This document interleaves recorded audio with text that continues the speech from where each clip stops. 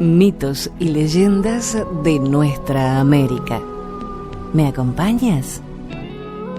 Soy Jenny de Bernardo.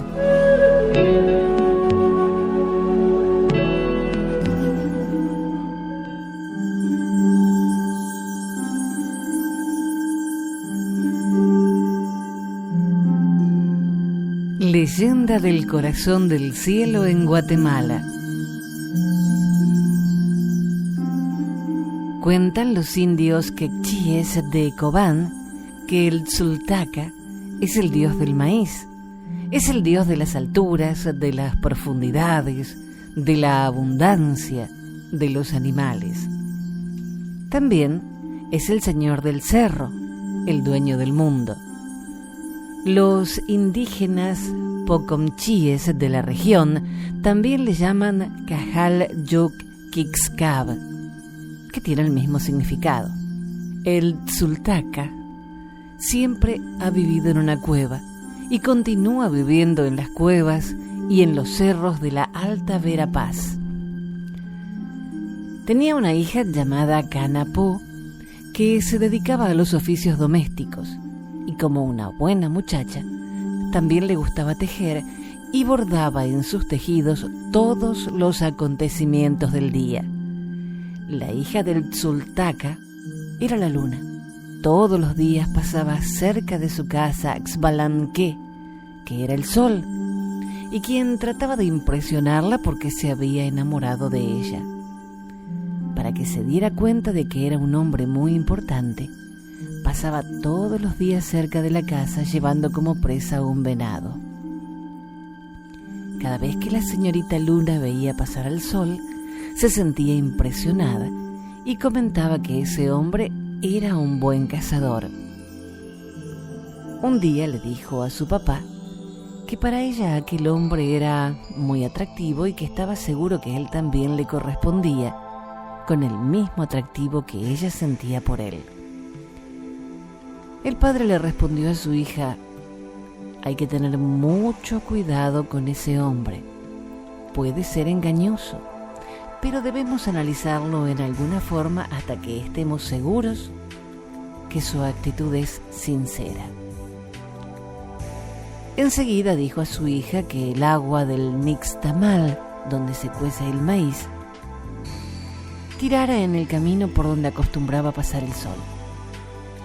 Así lo hizo, y cuando aquel pasó muy entretenido viendo a la muchacha Luna, no se dio cuenta que el terreno que iba pisando estaba muy resbaloso por el agua del nixtamal que había sido tirada.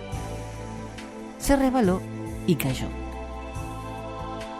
Al momento de caer, llevaba nada más un cuero de venado, que era el mismo que le había estado sirviendo para engañar a la señorita Luna, que por estar pensando en ella ya no cazaba nada. Cuando cayó se descubrió que era simplemente un engañador, y la Luna se rió mucho de él, y su padre volvió a confirmarle que siempre se debe tener cuidado con los hombres. Desde ese momento el sol tenía vergüenza de pasar por ahí, por haber fallado en sus intenciones. Desde entonces rondaba la casa de la Luna sin encontrar la oportunidad de volver a acercarse a ella para manifestarle su amor.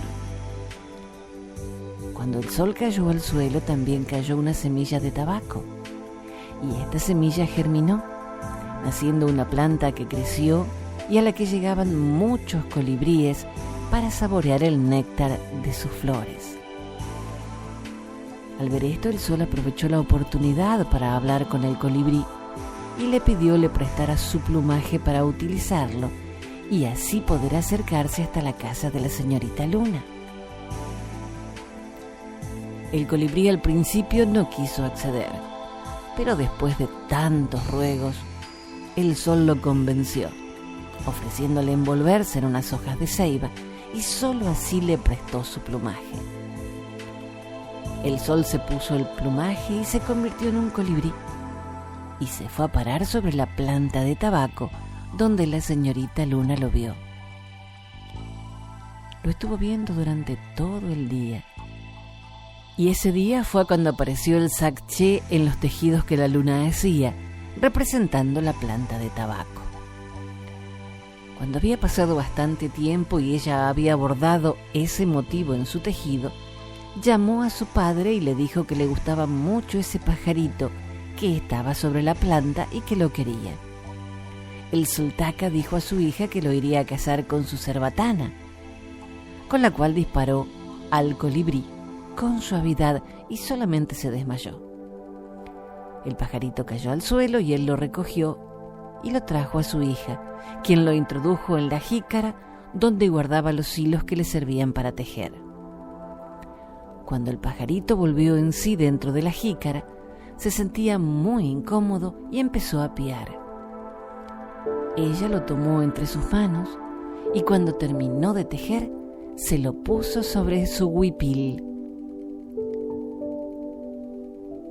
Entró la noche y la luna se fue a dormir. A la medianoche el colibrí se convirtió nuevamente en el sol, tomando su forma natural.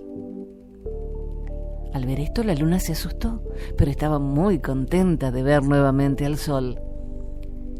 Él le dijo a ella que llegaba a robársela, pero ella no estaba de acuerdo con eso porque su padre fácilmente los encontraría por medio de su espejo. El sol le dijo que esto lo había previsto y que trajera pom y copal, así como el espejo de su padre. Quemó las resinas y con el humo ahumó completamente el espejo para que el sultaka no pudiera verlos a través del mismo y pudiera encontrarlos. Entonces ella le dijo nuevamente: también hay otro obstáculo que es su cerbatana y es muy poderosa. Él le pidió que fuera a traerla y que además trajera chile y lo moliera. Después echó suficiente chile molido dentro de la cerbatana y la fueron a dejar al mismo lugar donde el sultaka la guardaba. Después de esto, el sol y la luna huyeron a medianoche. Al amanecer del día siguiente, el sultaka llamó a su hija, pero ella no respondió porque ya se encontraba muy lejos, huyendo con su amado. Dispuso cerciorarse del motivo por el cual no aparecía su hija y se dio cuenta que en su casa no había nadie. Se imaginó inmediatamente que el sol se la había llevado y se enfureció tanto que inmediatamente fue a buscar su espejo. Pero se encontró con que estaba completamente ahumado por el humo del pom y del copal, por lo que no podía ver nada. Pero el sol cometió un error cuando sostenía el espejo ahumándolo. Sus dedos quedaron marcados en el mismo, no permitiendo que esa parte se cubriera de humo. Así fue como el sultaka pudo averiguar por dónde huían los jóvenes. Muy enojado por la burla, dijo: con mi poderosa arma, yo les voy a dar alcance. Y agarrando su cerbatana, aspiró primero bastante aire para soplar con más fuerza, y en el momento que hizo esa aspiración, se tragó todo el polvo del chile y cayó al suelo desmayado, porque se estaba ahogando y tosía desesperadamente. Desde entonces apareció la tos en las zonas quechíes y pocomchíes. Cuando el sultaka se repuso y se dio cuenta que no podía alcanzar a los jóvenes con sus propias fuerzas, llamó a su amigo el Kawakak, que es el rayo, y le explicó la razón de su llamado, pidiéndole que persiguiera a aquellos que se habían burlado de él. El Kawakak estuvo de acuerdo en colaborar con su amigo, y fue así que apareció en los huipiles de Taktik, de Cobán y de Tamajú, y todavía se le conoce como Palik. Cuando el sultaka pidió al Kawakak que persiguiera al sol, el novio, y a Carapó, que así se llamaba la hija, que era la luna, estos ya se encontraban cerca del gran lago de Izabal, huyendo de la persecución. Kawakak pudo controlarlos Y fue en ese momento cuando precisamente encontraron dónde esconderse. La luna se escondió en la caparazón de una tortuga. En ese momento cayó con fuerza el hacha del rayo y partió en 1000 pedazos el caparazón de la tortuga donde se ocultaba la Canapó. Y con los fuertes vientos y la lluvia, los pedazos fueron cayendo dentro del agua. Entró la noche y al día siguiente, cuando el sol se repuso y salió de la concha, se dio cuenta que su amada luna estaba hecha pedazos, hecha trizas. Entonces llamó a las libélulas y a los brujos para que con sus huacales reunieran aquellas partículas y las fueran depositando hasta llenar 13 tinajas. Estas tinajas se llenaron con las partículas de Canapó y las cubrieron. El sol pidió a una anciana que vivía cerca del lago que guardara las 13 tinajas y que no fuera a abrirlas, porque él volvería dentro de 13 días. Durante todo este tiempo la anciana estuvo muy inquieta. Ella no podía dormir ni tenía tranquilidad a consecuencia de que oía una serie de ruidos, chillidos y cosas muy raras que procedían de dentro de las tinajas. Pero no se acercó a curiosear para ver lo que había dentro. Cuando llegó el sol al 13º día, la anciana se puso muy contenta y le dijo que se llevara inmediatamente aquellas cosas que le causaban mucho espanto. El sol empezó entonces a destapar una por una las tinajas. Cuando levantó la tapa de la primera tinaja, vio solo serpientes de toda clase. En la segunda había animales repugnantes, lagartijas y otros reptiles. La tercera tenía solo animales ponzoñosos. En la cuarta, quinta y todas las demás había avispas, tábanos, alacranes, arañas, vampiros y otros diferentes animales. Cuando llegó a la penúltima tinaja, el sol pidió a un hombre que se llevara las tinajas que faltaba revisar y su contenido lo echara dentro del agua del lago.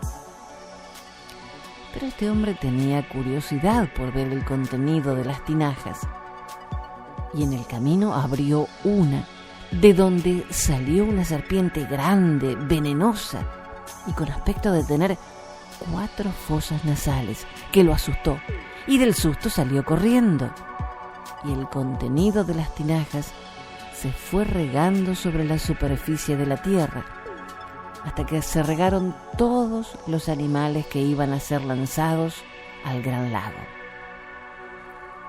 Cuando la luna retornó a la vida, le faltaba su atributo de feminidad, por lo que el sol llamó a un cabro para que le diera la forma de una mujer y después a un venado para que completara esta obra. La luna dio al venado la fragancia de las flores y esto molestó mucho al sol porque sentía celos de él. Y entonces tomó el almizcle, una sustancia odorífera del ratón, para untárselo al venado.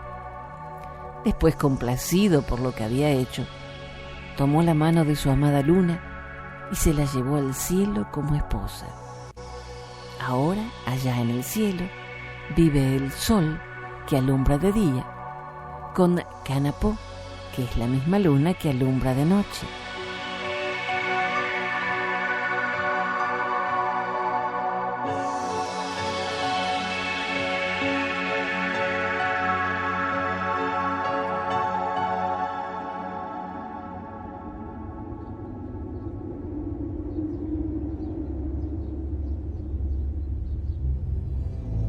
Desde Venezuela, esta historia de las 5 águilas blancas.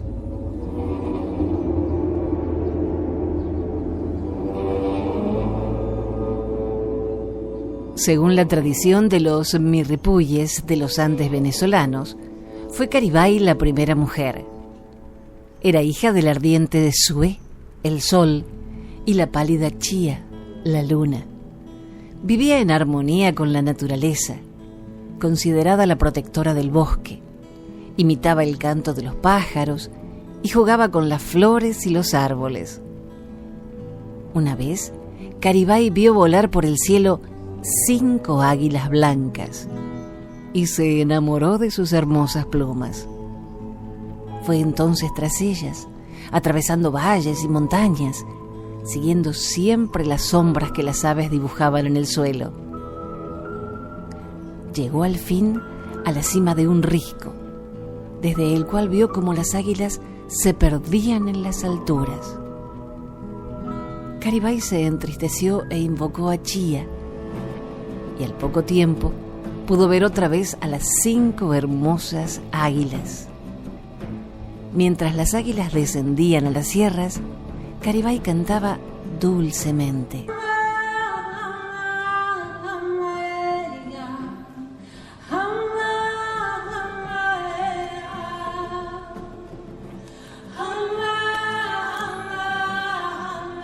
Cada una de estas aves descendió sobre un risco y se quedaron las 5 inmóviles. Garibay quería adornarse con esas plumas tan raras y espléndidas y corrió hacia ellas para arrancárselas. Pero un frío glacial entumeció sus manos. Las águilas estaban congeladas, convertidas en 5 masas enormes de hielo.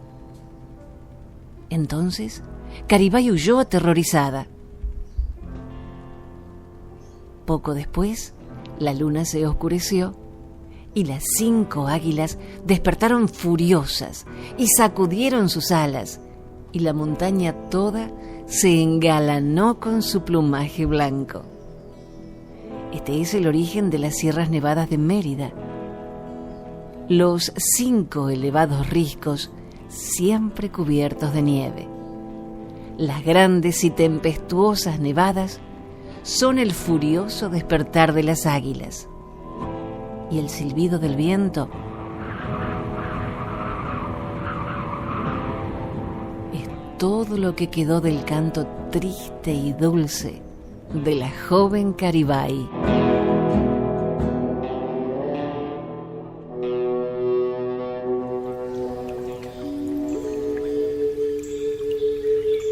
Amalivaca y la creación del mundo, un mito tamanaco.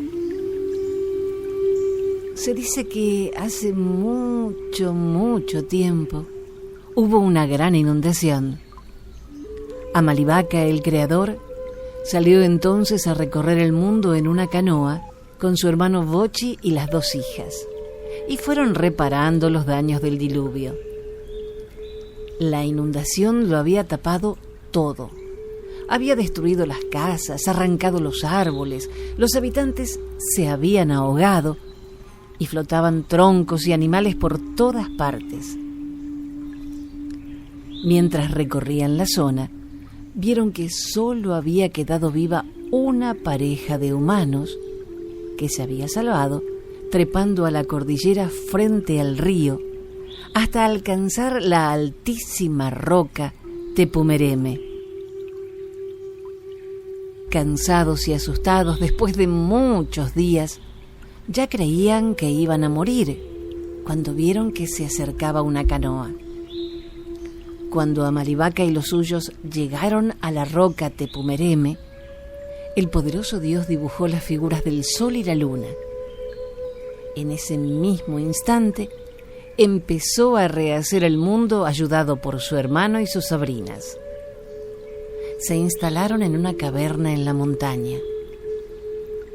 En el momento de crear el río Orinoco, se pusieron a discutir porque querían que el río pudiera fluir a favor de la corriente, tanto aguas arriba como aguas abajo, para que los remeros no se cansaran tanto durante el recorrido. Pero era tan difícil lograrlo que desistieron. Finalmente el dios le dijo a los 2 sobrevivientes: «He venido de un lugar que está más allá del otro lado del río y quiero que ustedes vuelvan a poblar la tierra. ¿Cómo haremos nosotros solos para hacer pronto tanta gente como éramos?», preguntaron los jóvenes. tomen los frutos de la única palmera moriche que ha quedado, que es el árbol de la vida, y arrojen sus frutos hacia atrás, por encima de sus cabezas. La pareja obedeció. Tomaron las semillas y desde la gran montaña las dispersaron lanzándolas hacia el mundo. De cada semilla que caía en la tierra se iban formando un hombre y una mujer. De ellos surgieron las nuevas generaciones. Después de ordenar la nueva creación, Amalivaca, padre original de los tamanacos, se embarcó otra vez en su curiara y remontó la corriente del Orinoco y se marchó. Los nuevos habitantes construyeron sus chozas, prepararon la tierra y la sembraron con yuca y maíz, tejieron cestos y chinchorros con fibras de palmeras, prepararon alimentos, hicieron flautas y tambores para cantar y bailar y se adornaron con bellísimas plumas de papagayos en honor a Amalivaca. Los hombres más valientes fueron nombrados caciques de la tribu y llevaron a su pueblo a la victoria en las luchas con tribus vecinas. Así organizaron su vida y vieron pasar muchas lunas y soles. Hasta que un día, del otro lado del mar, llegaron unas raras y enormes canoas con gente cubierta por ropa extraña, brillante. Hombres pálidos con pelos en la cara, con sus ruidosas armas, fueron matando a los tamanacos. No se oyó más la música de sus flautas, ni el sonido de los tambores en la selva. Pero nada pudo borrar los dibujos de la luna y el sol que Amalivaca había pintado en la roca Tepumereme en la edad de las aguas.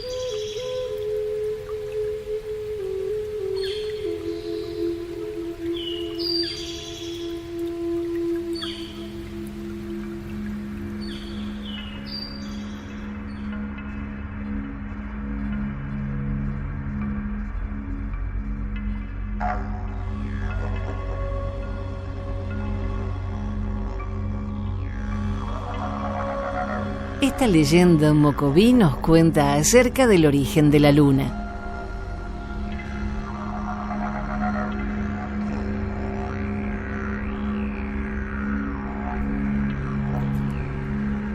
Hace mucho tiempo, en la zona del Gran Chaco, vivía la hermosa Ciraigo, hija del cacique Ipenac. Como era costumbre, el padre la había casado desde jovencita con un capitanejo de la tribu que tenía fama de ser muy valiente. Cierta vez, los guerreros de una nación vecina invadieron el tolderío de Ipenac. En el combate, el capitanejo cayó herido de muerte. Ciraigo, desconsolada, se arrodilló a su lado muy triste y le prometió que jamás se casaría con otro. Los invasores se llevaron cautiva a la joven Ciraigo. Pasó el tiempo. El cacique vencedor se enamoró de ella y le propuso que fuera su esposa. Pero Ciraigo le contestó que nunca se volvería a casar y se mantuvo firme, dispuesta a cumplir su promesa. Pero el cacique estaba muy enamorado y pensó que si se casaban, ella en algún momento también se enamoraría de él. Entonces, anunció el casamiento. Invitó a todo el mundo a la celebración y empezó a organizar una gran fiesta. Ciraigo, sin saber qué hacer, le pidió ayuda a Cotaá, su dios. Él la escuchó. Compadecido de la joven, hizo que subiera hasta el cielo y la convirtió en luna. Desde entonces, Ciraigo es la luna. Allá en lo alto, ilumina blanca y brillante a su pueblo. De esta manera, cuentan los mocovíes el origen de la luna. También cuenta la leyenda que cuando crece es señal de que Siraigo rejuvenece, y esto es motivo de fiesta entre los mocovíes. La Siraigo es inmortal y se renueva. El Abra del Yumurí, una leyenda cubana.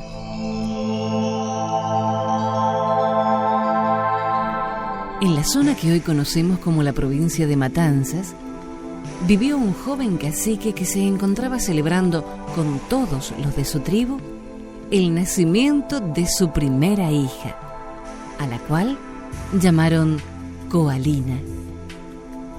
Todos en el lugar venían a rendirle homenaje y a traerle numerosos regalos a la pequeña que recién acababa de nacer, hasta que llegó ante el cacique un anciano veíque que le dijo: «Cuida a tu hija y por favor no dejes que se enamore jamás».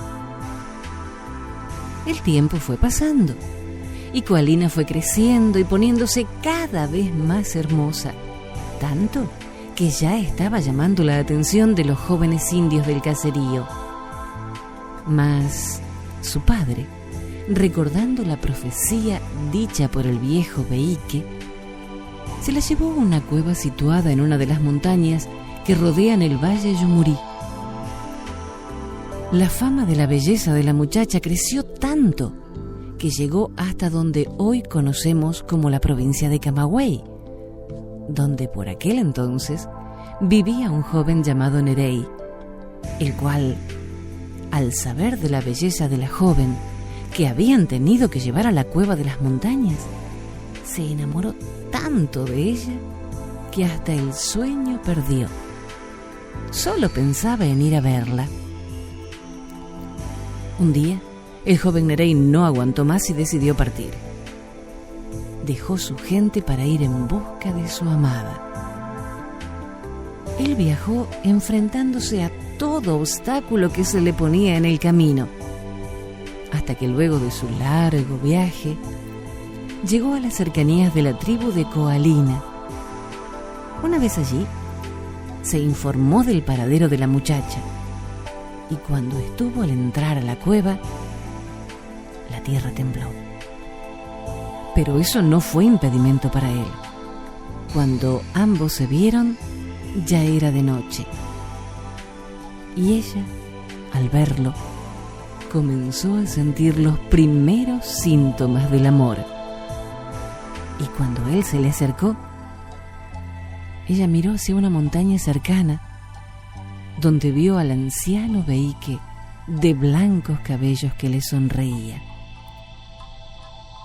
Coalina y Nerey se abrazaron, y en ese momento la tierra tembló nuevamente, abriendo la montaña en dos, y un enorme hueco que llegaba hasta el centro de la tierra arrastró hacia sus adentros a Nerey, que llevaba a Coalina en sus brazos. A este lugar lo conocemos hoy día como el Abra de Yumurí, y dicen que en las noches de luna llena, cuando el viento sopla cerca del Abra, va murmurando: Coalina, Nerey, Coalina, Nerey.